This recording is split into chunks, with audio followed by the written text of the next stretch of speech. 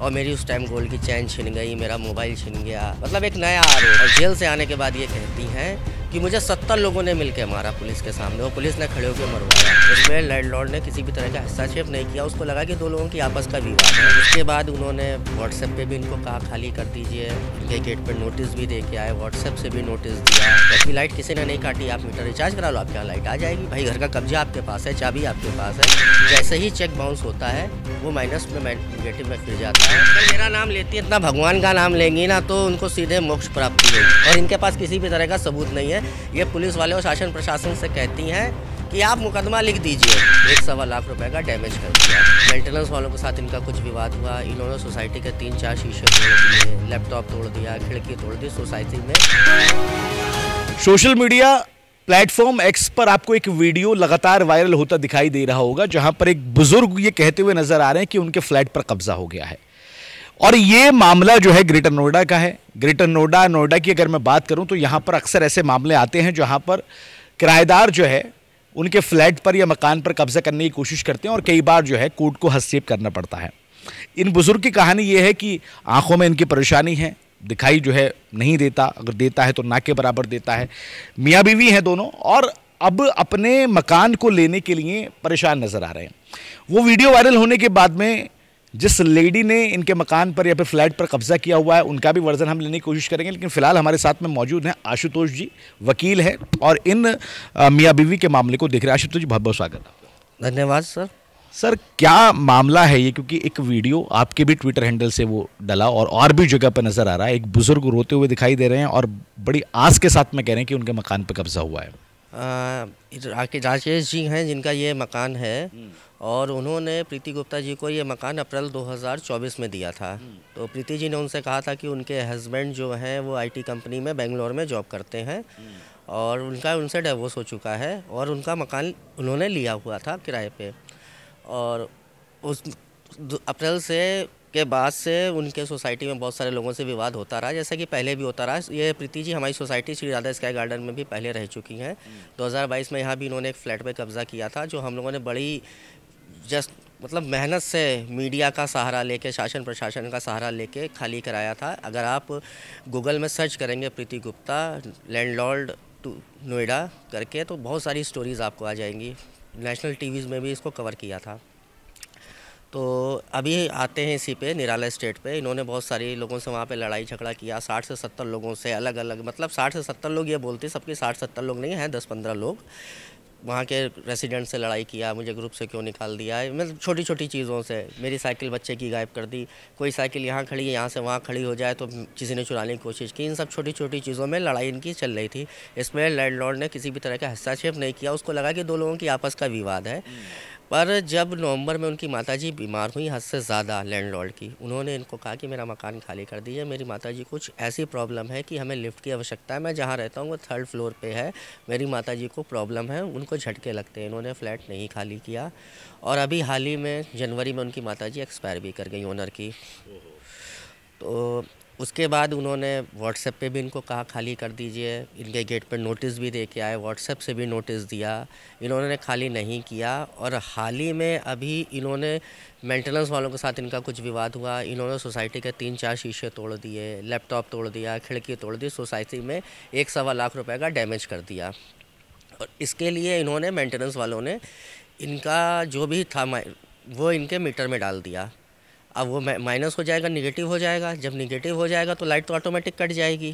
तो ये ओनर पे और मेंटेनेंस वालों पे भी आरोप लगा रही हैं कि मेरी लाइट काट रखी है, जबकि लाइट किसी ने नहीं काटी। आप मीटर रिचार्ज करा लो, आपके यहाँ लाइट आ जाएगी। भाई घर का कब्जा आपके पास है, चाबी आपके पास है, आपका सामान वहाँ रखा है, किसी ने आपका सामान फेंक तो दिया नहीं है। उसके बाद ये मेंटेनेंस जाती हैं और ये मेंटेनेंस में उसको 55,000 में सेट करके आती हैं कि सर हम गरीब हैं, हम सिंगल मदर हैं, प्लीज़ उसको 55,000 में कर दीजिए। सेटलमेंट हो जाता है? सेटलमेंट 55,000 में हो जाता है। सेटलमेंट क्यों हो जाता है, मैं आपको लॉ की नज़र से भी एक चीज़ बता रहा हूँ। जब आदमी सेटलमेंट करता है तो कुछ देता है। इन्होंने 55,000 में सेटलमेंट किया, 3,000 UPI से रिचार्ज कराया और 52,000 की चेक दी। 32,000 की एक चेक, 10,000 की 2 चेक है कि ये आप अगले महीने से लगाइएगा, मेरी लाइट चालू कर दी है। 1 महीने लाइट इनकी चालू भी रहती है। जैसे ही चेक बाउंस होता है वो माइनस में निगेटिव में फिर जाता है और ये फिर गुस्से में जाती हैं। और इस बार जब गुस्से में जाती हैं तो एक शीशा और तोड़ती हैं, फिर वहाँ मेंटेनेंस वालों से हाथापाई करती हैं, फिर पुलिस आती है और पुलिस इनको अरेस्ट करके जेल भी भेजती है। ये 3 दिन जेल भी रह के आती हैं और जेल से आने के बाद ये कहती हैं कि मुझे 70 लोगों ने मिल के मारा पुलिस के सामने, और पुलिस ने खड़े होकर मरवाया, और मेरी उस टाइम गोल्ड की चैन छिन गई, मेरा मोबाइल छिन गया। मतलब एक नया आरोप कि मकान खाली करने का तो कोई मैटर ही नहीं है, मुझे 70 लोगों ने मारा है और मेरी चैन छीनी है, इसका ये आरोप है। उन्होंने उस चीज़ को ही डाइवर्ट कर दिया। ये कहानी पता चली है। और अच्छा वकील साहब, 2 छोटे छोटे सवाल मैं आपसे करना चाहूँगा, क्योंकि मैं उनके वर्जन लेने के लिए भी जा रहा हूँ। मकान न खाली न करने के पीछे क्या कारण है? दूसरा सवाल ये, क्योंकि जब मैं उनके बारे में वीडियो देख रहा था तो आपका नाम उनकी हर तीसरी पोस्ट पे नज़र आता है। तीसरी में नहीं, पहली में होना चाहिए। क्योंकि पूरे नोएडा में अभी तक ऐसा कोई व्यक्ति नहीं, क्योंकि यहाँ पे अधिकतर आईटी कंपनी में जॉब करने वाले व्यक्ति हैं और वो इन सब चीज़ों से बहुत दूर भागते हैं। 2022 में भी जो इनका यहाँ मकान खाली हुआ था उसमें भी मेरा बहुत अहम रोल था। मैं मीडिया में भी सबसे आगे था, ट्वीट में भी मैं सबसे आगे था। मैंने कोर्ट की भी कार्रवाई मैंने ही की, जो भी एप्लीकेशंस दी थी वो मैंने ही देके उसको खाली कराया था।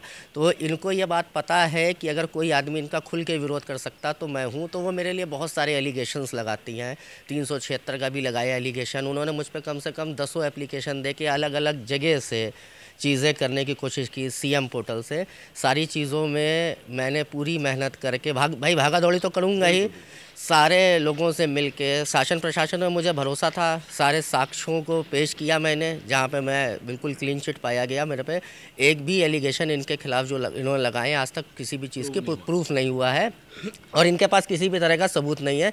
ये पुलिस वाले और शासन प्रशासन से कहती हैं कि आप मुकदमा लिख दीजिए, आप एफआईआर कर दीजिए, आप जेल भेज दीजिए, हम कोर्ट में देंगे साक्ष्य। ऐसा हो नहीं सकता है। मैं तो आपके माध्यम से कहूँगा, आप अगर लेने जा रहे हो उनकी बाइट, तो अगर मेरे खिलाफ कोई एलिगेशन हो तो प्लीज़ उस एलिगेशन को उनसे लीजिएगा और मेरे अगेंस्ट मीडिया में चलाइएगा।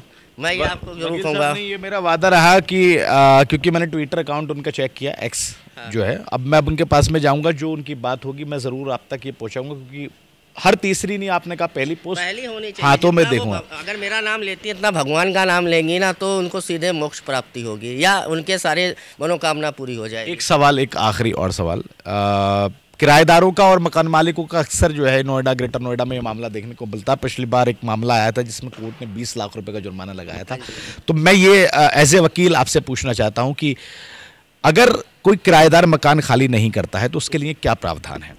देखिए, मैं आपको बताता हूँ, इसके लिए रेंट का लॉ बना हुआ है, बहुत अच्छा है। जनवरी 2025 में ही इसके उस लॉ को हम लोगों ने फॉलो किया था, हमारे सीनियर ने किया है, और 2025 में ही उसका ऑर्डर आया है। वो मकान किराएदार पे 20 लाख रुपए का फ़ाइन हुआ और इंस्टेंट मकान खाली होने का हुआ है। तो ऐसा नहीं है कि शासन प्रशासन जागरूक नहीं है। डबल इंजन सरकार में बहुत बढ़िया काम चल रहा है और शासन प्रशासन बहुत अच्छा काम कर रही है। बस ये है कि बात अपनी कैसे रखनी है और कहाँ तक रखनी है, ये पहुँचाना ज़रूरी है। ठीक है वकील साहब, तो मैं आपका बहुत बहुत शुक्रिया जुड़ने के लिए। अब मैं उनके वर्जन लेने के लिए जा रहा हूं और आपको जो भी इस मामले में जो भी चीज़ें आपको मिलेंगी आप तक ज़रूर पहुंचाऊंगा, क्योंकि एक तरफ का वर्जन सुना है जिनका वो मकान है, वकील साहब का कहना है कि वो बीमार हैं, लेकिन 1-2 दिन में, आज कल परसों तरसों में, संडे को उन लोगों का प्रोटेस्ट है, सैटरडे को प्रोटेस्ट है, उससे पहले जब वो आएंगे तो उनका भी वर्जन हम आपको सुनाएंगे। अब चलते हैं उनके पास में जहाँ ये पूरा मामला है, जिनके खिलाफ ये पूरा मामला चल रहा है। इस मामले में 2 लोगों से हमने बात की, एक तो वो जो लेडी हैं जिन पर इल्ज़ाम है कि ये मकान खाली नहीं करी, दूसरे वकील जिनका फ्लैट है, उनके वकील। मैं इस सोसाइटी में ही हूँ अभी। 2 लोगों से बात करने के बाद में दोनों के वर्जन अलग अलग पाए और दोनों की कहानियों में बहुत फ़र्क नज़र आया। दोनों अलग अलग तरह की बातें बता रहे हैं।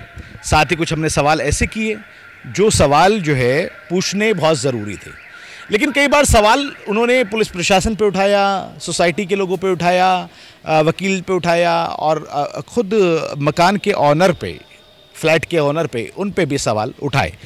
अब ये प्रीति जी सच बोल रही हैं या फिर फ्लैट वाले सच बोल रही हैं तो नहीं पता, लेकिन फ़िलहाल उनका साफ कहना है कि वो मकान, फ्लैट तब तक खाली नहीं करेंगी जब तक उनको इंसाफ नहीं मिल जाता। इंसाफ मतलब जो उनकी लड़ाई की घटना बता रही हैं। अब पता नहीं कैसे होगा, क्योंकि मकान मालिक जो है वो परेशान है बेचारे, फ्लैट मालिक, और वो कोशिश कर रहे हैं। धरने की बात सामने आई है, सैटरडे या संडे को धरने होगा, वो भी हम देखेंगे।